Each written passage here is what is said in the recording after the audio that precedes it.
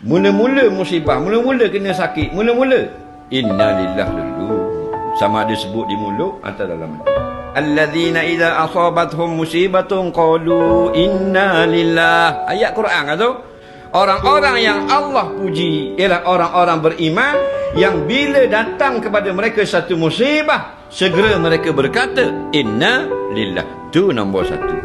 Sama ada musibah tu besar, bala bencana, malapetaka, atau musibah tu kecil, dalam hati kata kena selembut. Kita ni semua kepunyaan Allah. Kalau aku yang memiliki diri sendiri, takkan aku sakit lagi ni. Siapa yang Allah keringkan penyakit, Allah akan beri jadi gugurkan segala salah silap dan dosanya. Untung tak kita?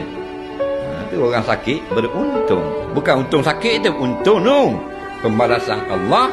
Nak sebab Allah beri dia sakit, orang sihat, Allah gugurkan dosa.